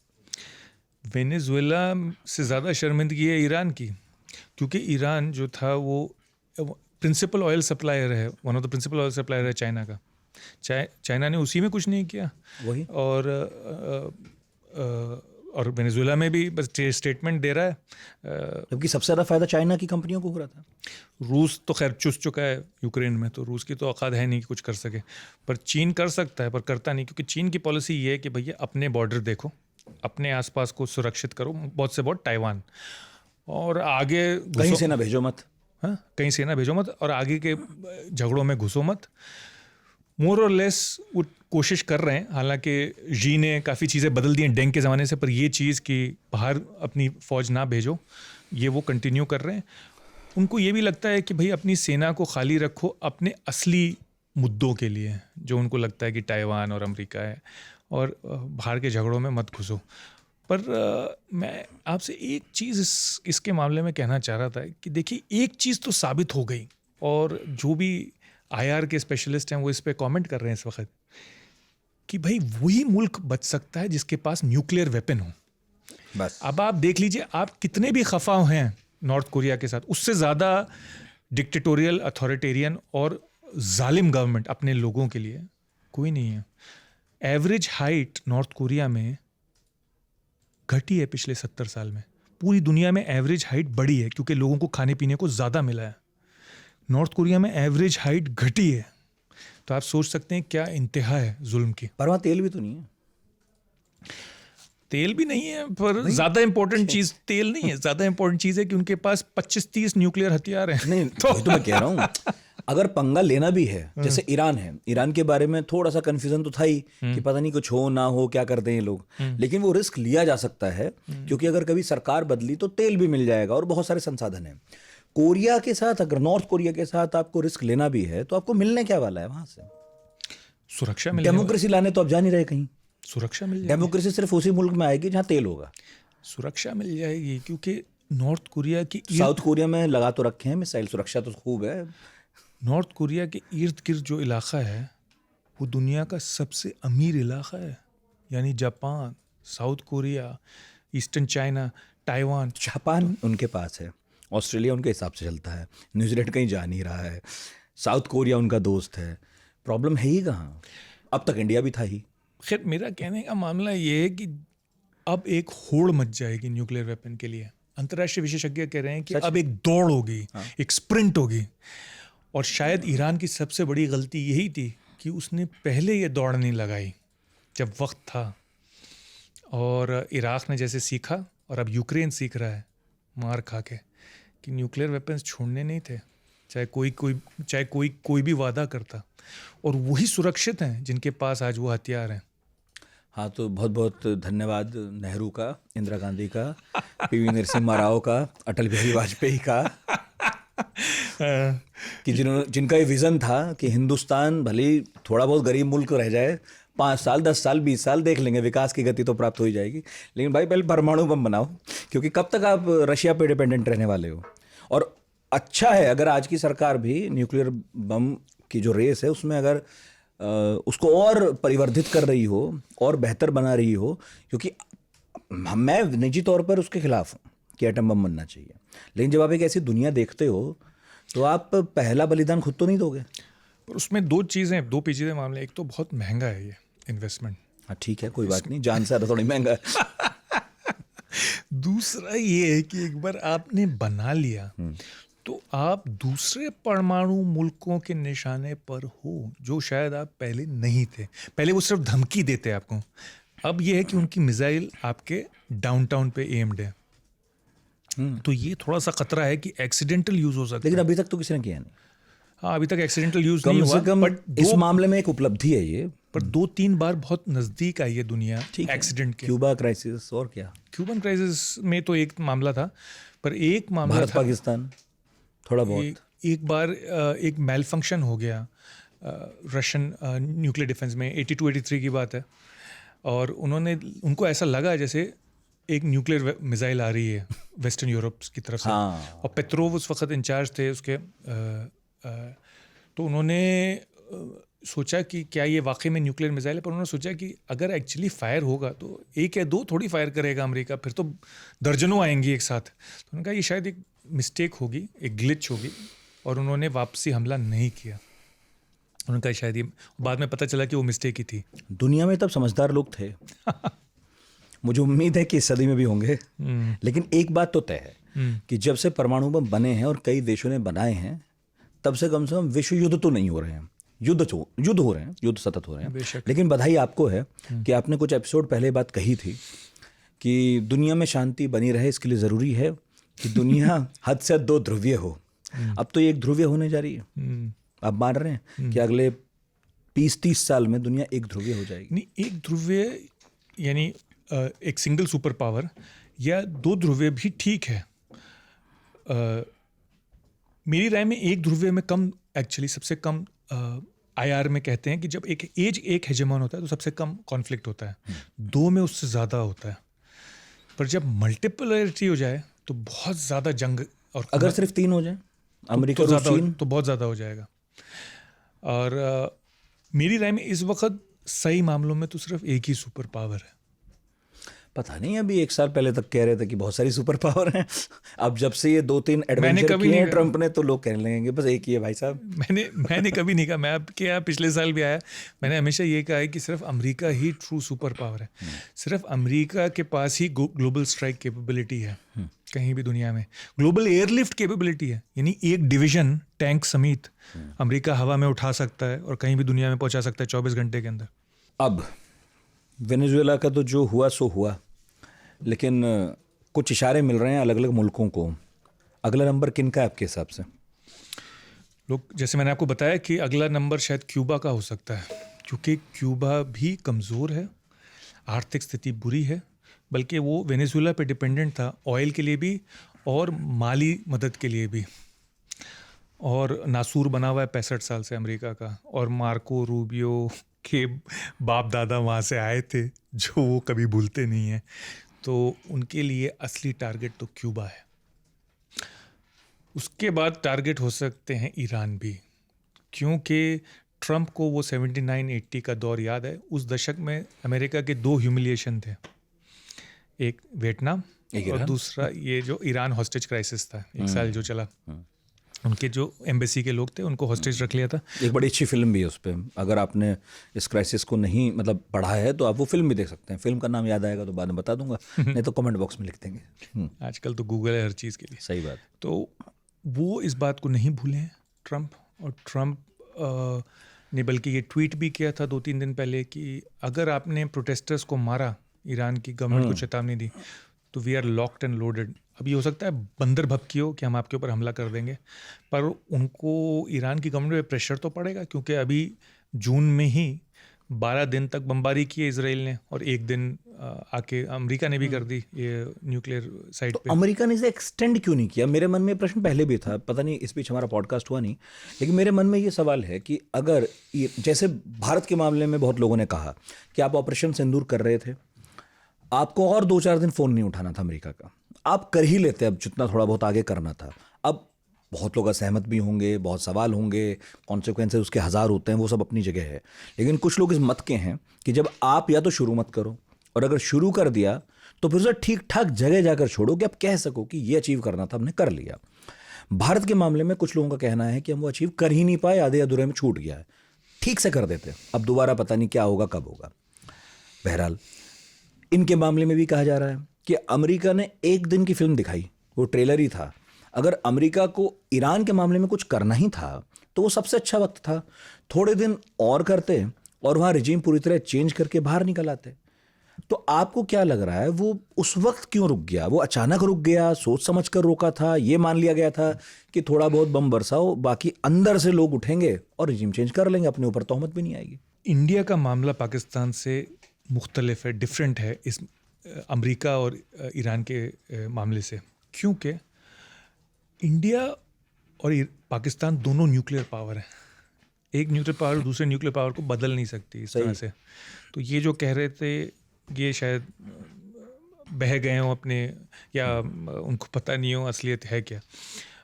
अमेरिका जो था और इजराइल जो था, इजराइल अपनी कैपेसिटी पे था, ऑलरेडी पूरा स्ट्रेच हो चुका था, यानी 12 दिन में इजराइल के पायलट की भी हवा निकल गई थी, एयरफोर्स की भी हवा निकल गई थी। वो इस तरह से कंटिन्यू नहीं कर सकते, वो बल्कि बेग कर रहे थे अमेरिकन से कि आप अंदर आइए इस जंग में। ट्रम्प घुसना नहीं चाह रहे थे, घुसना चाह भी रहे थे और नहीं भी चाह रहे थे। इसलिए नहीं चाह रहे थे क्योंकि उनका बेस जो था वो उसके खिलाफ था। अभी हुए नहीं थे 4 महीने आए हुए, 5 महीने, और उसके बावजूद वो अटैक कर देते तो उनके बेस बिल्कुल तय। दूसरी बात यह है कि आप उसको बॉम्ब करते रहो तो जो वहाँ से निकलेगा फिर अंदर से, क्योंकि कोई था नहीं रिप्लेस करने वाला ईरानियन रजीम को, तो वहाँ पे जो अफरा तफरी शुरू होगी तो फिर उसमें शक हो जाएगा अमेरिका। वो नहीं चाह रहे थे ये, वहाँ पे टेररिज्म, और फिर इतना न्यूक्लियर मटेरियल है, वो न्यूक्लियर मटेरियल कहाँ जाएगा? अगर वो टेररिस्ट के हाथ में आ गया तो वो तो वैसे ही डर्टी बॉम्ब बना लेंगे उससे, यानी कि न्यूक्लियर रेडिएशन, तो वो भी नहीं चाह रहे थे। इजराइल की पॉलिसी ये रहती है हर जगह, शायद लोगों को पता नहीं है इसलिए बता रहा हूँ, कि तख्ता पलट ना हो, वो मुल्क जो है खुद तबाह हो जाए सिविल वॉर में, खाना जंगी में। सीरिया में अगर वो चाहते तो 1 मिनट में असद को हटा सकते थे, 1 मिनट में। अमेरिका भी और इजराइल भी, दोनों ने असद को नहीं हटाया, मुल्क को तबाह होने दिया। क्योंकि अगर वो असद को हटा देते तो उनको पता नहीं कि रिप्लेसमेंट में कौन आएगा, वो हमारा दुश्मन या दोस्त होगा। और अमेरिका पे प्रेशर डाला कि तुम इंटरफेयर मत करना, इसराइल ने, तुम असद को मत हटाना क्योंकि हमारे लिए ख़तरा हो सकता है जो भी आए। तो अब भी सीरिया को डिवाइड करके रखा हुआ है, द्रूस को लड़वा रहे हैं। और उसमें यह है कि जो सीरिया के अलग अलग लोग हैं वो इकट्ठे भी हो सकते हैं, क्योंकि उन्हें एक दुश्मन बहुत स्पष्ट दिखाई देगा, अमेरिका ने किया है। नहीं, इसराइल जो है, अमेरिका तो चाहता है सीरिया यूनाइट हो जाए, स्टेबिलिटी आ जाए, क्योंकि वो वरना आईसिस के हाथ में चला जाएगा। इसराइल चाहता है कि डिवाइडेड रहे, कुर्दों को भी कह रहा है तुम मत समझौता करो, द्रूस से भी कह रहा है, अलावाइट से भी कह रहा है, और रोज़ खुद भी बॉम्बिंग करता है सीरिया की, ऐसी लेबनान को, ऐसी वो चाहता है कि डिवाइड हो जाए, तबाह हो जाए वो। तो वो तो चाहता है कि ईरान तबाह हो जाए, इसराइल, और बढ़ भी जाए। बिल्कुल सही, अलग हो जाए, बलूचिस्तान अलग हो जाए, कुर्द का इलाका अलग हो जाए, अरबों का इलाका अलग हो जाए। अमेरिका नहीं चाहता, क्योंकि वो फिर जिम्मेदार होगा उसकी स्टेबिलिटी के लिए, वहाँ से टेररिज्म पनपेगा, और बाकी जो अमेरिकन एलाइज हैं उनको ख़तरा है, वो गिर सकती हैं उनकी सरकारें, यानी सऊदी की, यूएई की, पाकिस्तान को तो खैर पता नहीं कुछ, पर इराक़ की। पाकिस्तान का इसलिए नहीं पता क्योंकि पाकिस्तान को ऐसा लगता है जैसे कभी भी ख़त्म हो जाएगा, पर 40 साल से ख़त्म हो तो रहा, चली जा रही है, ये आर्मी का इतना ज़बरदस्त वहाँ पे। आज पॉडकास्ट पाकिस्तान पे है नहीं, लेकिन फिर भी ऐसे बीच में आपने कह दिया तो बता रहा हूँ कि अभी पिछले कुछ दिनों में मैं इसी बात को लेकर कंफ्यूज था कि अब पाकिस्तान ने सऊदी के साथ पैक्ट तो कर लिया कि तुम्हारा दुश्मन हमारा दुश्मन, तो उसने सोचा कि हिंदुस्तान के खिलाफ काम आ जाएगा सऊदी। उधर सऊदी फंसा हुआ है यमन में। अब पाकिस्तान में चर्चा चल रही है कि अब करना क्या है, कि यमन जाके लड़े कि ना लड़े। और यमन छोड़िए, अब यूएई है मेन, तो दोनों तो दोस्त हैं। यूएई तो उन्हें पैसे कमवा रहा है, तो कह रहे यूएई से भी लड़ना है क्या? एक बहुत ही पेचीदा मामला है। मिडिल ईस्ट में नहीं फंसना चाहिए, बहुत ही मतलब वेस्ट एशिया में बहुत ही कम से कम टांग अड़ाओ तो अच्छा है। बहुत ही पेचीदा मामला है। तो इसलिए अमेरिका जो था वो नहीं चाहता था, कि वो चाहता है कि भाई रेवोल्यूशन हो तो कोई ताकत में आ जाए वहाँ पे और इस तरह से तख्ता पलट। हाँ, बॉम्बिंग से नहीं। और ईरान इतना बड़ा मुल्क है कि उसकी बॉम्बिंग और उस पे जो सिर्फ हवाई जंग अगर करनी है तो वो भी महीनों चलती और बहुत खर्चा आता है उसमें, हफ्तों तो चलती कम से कम। तो वो उस खर्चे में नहीं पड़ना चाहते, वो तो पैसा बचाना चाह रहे हैं, और कम से कम क्लेम तो यही करते हैं ट्रम्प की, मैं पैसा बचाने आया हूँ, पैसा खर्च करने तो नहीं। एक दिन की बॉम्बिंग मतलब क्या थी, वो सांकेतिक क्या थी, किसको संकेत दे रहे थे? इजराइल को सपोर्ट का संकेत दे रहे थे कि नहीं तुम्हारे साथ ही हैं? ईरान को बता रहे थे कि ये मैं एक बार कर रहा हूँ तो दोबारा और भी कर सकता हूँ, अभी छोड़ के जा रहा हूँ? था क्या वो? ये सब सही, इसराइल को भी दे रहे हैं। इसराइल की जो लॉबी जो फंड करती है, ज़ायनिस्ट लॉबी अमेरिका, उसको खुश कर रहे हैं, उसको खुश कर रहे हैं, वो इलेक्शन में पैसा दे रही है। रशिया को भी दिखा रहे हैं कि देखो तुम्हारा दोस्त। फिर अपनी कैपेसिटी दिखा रहे हैं रशिया और चाइना को, देखो मैं प्लेन भेज सकता हूँ अमेरिका से, वो प्लेन कहीं और से नहीं उड़े, अमेरिका से उड़े और वापस अमेरिका आए 36 घंटे उड़ के। तो और उन्होंने वो तहस नहस कर दिया। और ईरान को भी था कि भाई, और इजराइल भी प्रेशर डाल रहा था ना कि भाई हमने तो काफ़ी तबाह कर दिया है, पर यहाँ तक हमारे बम नहीं पहुँच सकते अंडरग्राउंड इतनी डीप, आप ही के पास है ये बंकर बस्टर बम, तो आपका आना ज़रूरी है। तो फिर ये भी लगा कि जैसे बहती गंगा में हाथ धो लो, कि लो हैंगिंग फ्रूट है, सिर्फ भाई कुछ बम ही तो ड्रॉप करने हैं, 4-5-6 प्लेन है, कोई रिस्क भी नहीं है, हाई एल्टीट्यूड बॉम्बिंग है, कर लो। वेनेजुएला में जो हुआ, क्या वहाँ पर भी जो हथियार तैनात थे, जो यंत्र तंत्र सब तैनात थे कि हमारे ऊपर मिसाइल आया तो हम रोक लेंगे, ये वो जो होता है, लेकिन वो पूरी तरह फेल रहे? उन्होंने किससे खरीदे थे? कौन एक्सपोज हुआ इसमें? चीन से आए थे? चीन से आए थे कह रहे हैं। तो क्योंकि वो तो अमेरिका ने मिनटों में एयर डिफेंस भी और रेडार भी दोनों ख़त्म कर दिए। पर मेरे ख्याल से वो चाहे कहीं से भी आते अमेरिका के अलावा, तो वो मिनटों में ही ख़त्म होते। वो अगर चीन से नहीं, अगर इंग्लैंड से भी आते या इसराइल से भी आते और जापान से भी आते, कहीं से भी आते, क्योंकि जो मुल्क हर साल $1 ट्रिलियन 3.5% अपना GDP का खर्च करता है आर्मी पे, नेवी पे, एयरफोर्स पे, और सदियों से कर रहा है, तो आप उसका मुकाबला तो मुश्किल से ही कर पाएंगे। ये तो है ही। ट्रम्प से ज़्यादा मार्को रूबियो इस वक्त चर्चा में है। उनके पास कहा जा रहा है कि अब धीरे धीरे तजुर्बा भी होता जा रहा है, ऊर्जा भी है, उनकी बात इस्टेब्लिशमेंट मानती भी है, उनके हिसाब से ट्रम्प चलते भी हैं। क्या ये जो कॉन्फ्लिक्ट्स चारों तरफ हम देख रहे हैं, उनमें रूबियो की जो रोल देख रहे हैं हम, ये कहा जा सकता है, हालांकि मैं बहुत दूर की बात कह रहा हूँ, कि वो कभी अमेरिकी राष्ट्रपति भी हो सकते हैं। फिर वो तसव्वुर अलग है कि वो दुनिया कैसी होगी। देखिए, मार्को रूबियो की दुनिया ट्रंप से बेहतर होगी, वो इतने पागल नहीं है जितने ट्रंप।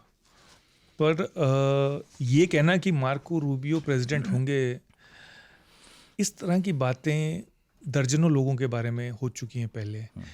ये एक अलग चीज़ है कि आप एफिशिएंट सेनेटर थे या मिनिस्टर भी बन गए, पर प्रेसिडेंट बनना कुछ और ही चीज़ है। उसमें एक तो नियति यानी किस्मत का बहुत बड़ा हाथ है, पर उसके अलावा आदमी में करिश्मा भी होना ज़रूरी है, पॉपुलैरिटी भी होना ज़रूरी है, फंड होना चाहिए पीछे, तेल कंपनियां होनी चाहिए। फंड तो वो जमा कर लेंगे क्योंकि ज़ायनिस्ट उनसे भी खुश हैं और वो बहुत ज़ायनिस्ट के फेवर में भी बोलते हैं, और ऑयल कंपनीज और सब कर लेंगे, वो फ्लोरिडा से हैं। पर क्या वो करिश्मा है कि वो ऑल अमेरिकन वोट को जीत पाएँ, पूरे अमेरिका के वोट को जीत पाएँ? कहना मुश्किल है। वो अभी सवाल है। मेरे आखिरी एक दो सवाल, जिनमें एक तो यही है जो मैं भी सोच रहा था कि अगर अमेरिका ने इतना इन्वेस्ट किया था कि उसे आज तक याद है कि हमारी कंपनियों ने पैसा लगा रखा था, तो अब वक्त आ चुका है कि हम अपनी कंपनियों को इंसाफ दिलाएं। चलो भाइयों, अब करो धंधा जैसा कर रहे थे। चीन को भी तो याद रहेगा, चीन ने भी तो काफ़ी पैसा लगा दिया था इस दौरान। तो क्या चीन अब अमेरिका के थ्रू वेनेजुएला में जो उसके हित हैं उनको संरक्षित करने का प्रयास करेगा, पीछे हटेगा? क्या होगा, चीन के साथ क्या होने वाला है? और एक चीज़ और इसमें बता दूं कि ट्रंप तो बहुत साफ साफ बोल चुके हैं, शायद पनामा को भी धमकी दे ही चुके हैं, जो चीन का अपना प्रोजेक्ट है बेल्ट एंड रोड इनिशिएटिव, उससे भी हटाने की कोशिश कर रहे हैं वो उसे। तो चीन के साथ क्या होने वाला है वहाँ पर? हम तो अब तक ही सुन रहे थे चीन बहुत मजबूत हो गया लैटिन अमेरिका में, अफ्रीका में। तो ये आपने बहुत पेचीदा बात और बहुत ज़रूरी बात कही है, और ये लोग इससे मुझसे बहस कर रहे हैं इस मामले में कि क्या लैटिन अमेरिका की कंट्री चीन के और करीब हो जाएंगे इसके बाद अपने संरक्षण के लिए, या उल्टा हो जाएगा कि वो और अमेरिका की तरफ छत्रछाया में आने की कोशिश करेंगे? तो मेरा अंदाज़ा ये है कि, हालांकि लोग इसमें मुझसे अलग राय रखते हैं, पर मेरा अंदाज़ा ये है कि लोग अब खौफ खाएंगे अमेरिका से, डरेंगे। क्योंकि पहले जब लोग कहते थे तो लोग हंसते थे, ग्रीनलैंड, मैं भी हंसा, पहली बार पता चला तो मैं हंस रहा था, पनामा पे भी और ग्रीनलैंड पे भी, और इस तरह से आप भी हंसते होंगे, सब लोग हंसते थे। और फिर जब ये पॉलिसी आई वेस्टर्न हेमिस्फीयर की, पर अब इसके बाद हंसी नहीं आती किसी बात पे, जैसे गालिब ने कहा, अब किसी बात पे हंसी नहीं आती, क्योंकि अब ऐसा लग रहा है कि ये वाकई सच है, कि ये वाकई सीरियस है, ये मामला है, ये दीवाने दोनों मार्को रूबियो और ट्रम्प सीरियस हैं। तो इसका मतलब ये कि हो सकता है कि बाकी मुल्कों को भी ये खौफ खा रहा हो। तो मुझे नहीं लगता कि किसी में इतना गुर्दा है कि वो अब बोले अमेरिका से कि जाओ अपनी गली नापो पतली गली से। इसके लिए बहुत गुर्दा चाहिए। तो थोड़ा सा शी जिनपिंग भी सीरियस हो जाएंगे। शी जिनपिंग सीरियस से इतना फ़र्क नहीं पड़ेगा, क्योंकि जो उनके निवेश हैं वो खुद मुल्क बोलेंगे कि नहीं चाहिए भाई, हाथ जोड़ेंगे लोग। जब आपको याद है जब बाहुबली निकलता है ना, तो फिर लोग आपका पैसा नहीं चाहिए आपका पैसा नहीं चाहिए। तो मुझे नहीं लगता कि जो पैसा चीन, हो सकता है कि जो चीन ने पैसा लगाया हो वेनेजुएला में वो अलाउ करें निकालने के लिए, पर अब और मज़ीद इन्वेस्टमेंट अलाउ नहीं करेंगे, क्योंकि उन्हीं की ऑयल कंपनीज को मिलेगा अमेरिका की सारा कॉन्ट्रैक्ट के चक्कर में हो रहा है, और जो भी क्या कहते हैं उसको, क्या कहते हैं, रेयर अर्थ मिनरल्स हैं, वो उन्हीं को मिलेगा। और बाकी मुल्क भी सोचेंगे। हालांकि लोग मुझसे इस बात पे मैं साफ कहना चाहता हूँ कि ये मेरी राय है, पर लोग इख्तिलाफ रखते हैं। कुछ लोग कहते हैं कि नहीं नहीं, अब तो लोग ज़्यादा चीन की तरफ जाएंगे और चीन के साथ और व्यापार करेंगे और चीन के और करीबी होना चाहेंगे अमेरिका के डर से। हो सकता है ब्राज़ील ये कर ले, क्योंकि वो बड़ा मुल्क है। हाँ, जो बड़े मुल्क हैं, हाँ एग्जैक्टली, बड़े मुल्क थोड़ा सा सुरक्षित हैं। ब्राज़ील और कोलंबिया ने संप्रभुता पर हमला भी बताया है। अर्जेंटीना ने हालांकि थोड़ा सा जश्न मनाया है। यूरोप थोड़ा चुप ही है। और हमारे ऑडियंस का सवाल है, ठाकुर अजय प्रताप सिंह, भारत ने आलोचना क्यों नहीं की जो कुछ हुआ उसकी? भारत ने आलोचना क्यों नहीं की? सवाल तो ये भी है कि फिर भारत ये क्यों नहीं खुल के बोलता कि ट्रंप गलत कह रहे हैं कि मध्यस्थता उन्होंने नहीं की? ये क्यों नहीं कहता खुल के? कि ये जो है हमारा अंदरूनी मामला है। और ट्रंप ये भी कह रहे हैं कि नरेंद्र मोदी अच्छे आदमी हैं और उन्हें पता है कि मैं उनसे नाराज़ हूँ, और मुझे खुश करने के लिए उन्होंने रूस से तेल खरीदना जो है कम कर दिया। पर ये नहीं कहा कि अब समझौता हो जाएगा, यानी कि वो कह रहे हैं और लगाऊंगा। वो कह रहे हैं और कंसेशन चाह रहे हैं वो, या तो तेल और भी कम कर दो लेना, या हमारे व्यापार में हमारे बिल्कुल टैरिफ हटाओ, या जो हमारे एग्रीकल्चर प्रोडक्ट्स हैं उनके लिए मार्केट दो।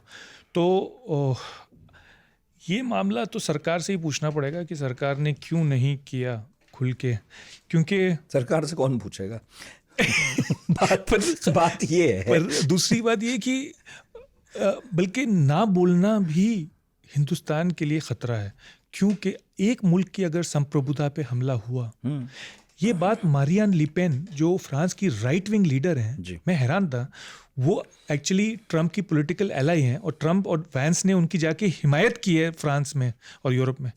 उन्होंने ये ट्वीट किया कि हाँ मदुरो डिक्टेटर था, हाँ मदुरो अथॉरिटेरियन था, ये था वो था, ड्रग में था, पर इस तरह से करना गलत है, क्योंकि एक मुल्क की अगर सॉवरेंटी वायलेट हुई तो फिर किसी की भी हो सकती है। इसीलिए फ्रांस की गवर्नमेंट ने भी स्पेन की गवर्नमेंट जो उनके नेटो एलाइज हैं उन्होंने अपोज किया, और बाकी मुल्कों ने तो किया ही, ब्राज़ील ने। तो आपकी भी इलाके में कल अमेरिका घुस सकता है या चीन घुस सकता है। कोई मतलब एक बार आपने एक ये बना लिया उसूल, तो फिर आपका इस वक्त अपोज करना ज़रूरी है।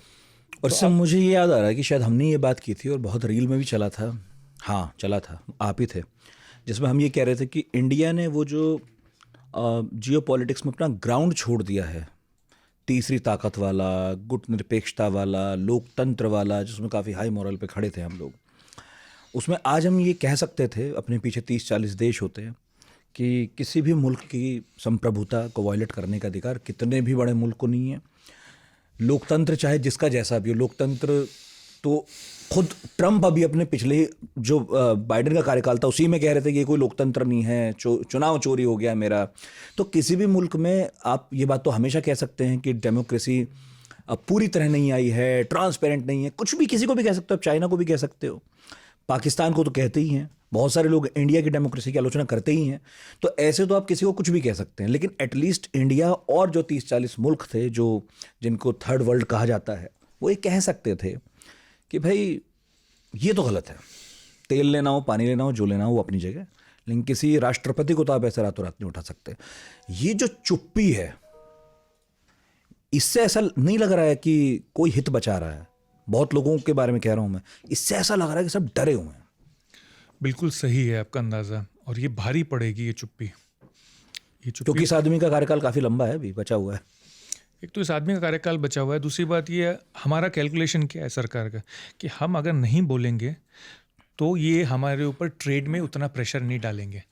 अगर हम बोलेंगे तो ये ज़्यादा प्रेशर डालेंगे ट्रेड पे और रशिया के तेल के मामले में।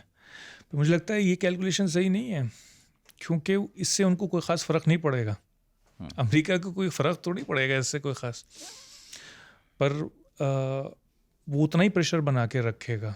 क्योंकि अभी ये जो आप बता रहे हैं कि जो ट्रंप का बयान है अभी प्लेन से जो दिया है, जिसमें वो कह रहे हैं कि वो मेरे दोस्त भी हैं, पर उनको पता है मुझे खुश करने के लिए क्या ज़रूरी है, उनको ये भी पता है।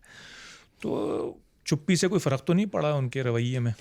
और हाँ, अगर पप्पी और झप्पियों की बात है, वो तो वैसे भी चल रही थी, वैसे भी चलती रहेंगी, उसके बावजूद भी टैरिफ हो रहे थे। लेकिन मैं उम्मीद ये कर रहा हूँ, जो आप पॉडकास्ट के शुरू में कह रहे थे कि सबसे बड़ा गुनाह है कमज़ोर होना, तो उम्मीद ये करते हैं कि भारत शायद अपने ताकतवर होने का इंतज़ार कर रहा हो कि भाई हम डाइवर्सिफाई कर लेते हैं, जो भी है भाई सिर्फ अमेरिका पर डिपेंडेंसी ना हो, और जब हो जाएगा उतनी ताकत आ जाएगी तो फिर बयानों में भी ताकत दिखा देंगे। अभी खाली बयान देकर भी पंगे क्यों ही लेने हैं एक ऐसे आदमी से जो पता नहीं दुश्मनों का दुश्मन है, दोस्तों का भी दुश्मन ही है। पर मॉरल लीडरशिप तो फिर आपने लूज कर दी ना, वही बात है। तो आपकी जो साख्त थी, आपका जो इज्जत और इकबाल था।